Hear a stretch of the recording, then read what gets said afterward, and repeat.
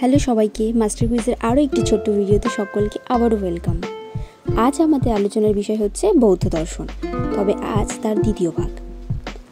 যারা বৌদ্ধ দর্শনের পার্ট 1 এখনও দেখোনি তারা প্রত্যেকে ডেসক্রিপশন বক্সের লিঙ্কে ক্লিক করে দেখে এসো। তাহলে চলো শুরু করা যাক। আজকের প্রথম প্রশ্ন হচ্ছে, বুদ্ধ মতে দুঃখ মুক্তির অবস্থাকে কি বলে?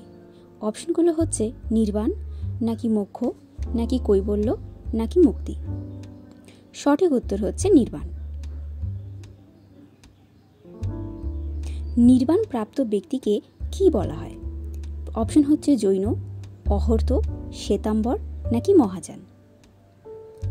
সঠিক উত্তর হচ্ছে অহর্ত।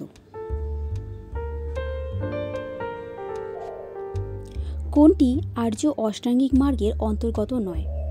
অপশন রয়েছে সম্যক ব্যায়াম, সম্যক দৃষ্টি, সম্যক চারিত্র, নাকি সম্যক স্মৃতি। তো অপশন সি অর্থাৎ সম্যক চারিত্র, এটি হচ্ছে জৈন ত্রিরত্নের অন্তর্গত, আর্য অষ্টাঙ্গিক মার্গের অন্তর্গত নয়। তাই সঠিক অপশন হচ্ছে অপশন সি।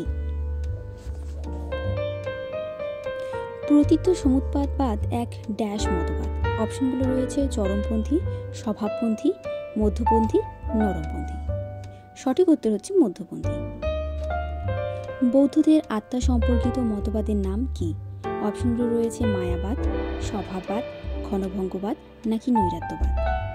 সঠিক উত্তরটি হচ্ছে নৈরাত্যবাদ। এই নৈরাত্যবাদকে আমরা অনাত্মবাদ নামেও চিনে থাকি। ক্ষণভঙ্গবাদ স্বীকৃত হয়েছে কোন দর্শনে? চার্বাক, যোগ, ন্যায়, নাকি বৌদ্ধ। সঠিক উত্তর হচ্ছে বৌদ্ধ দর্শনে।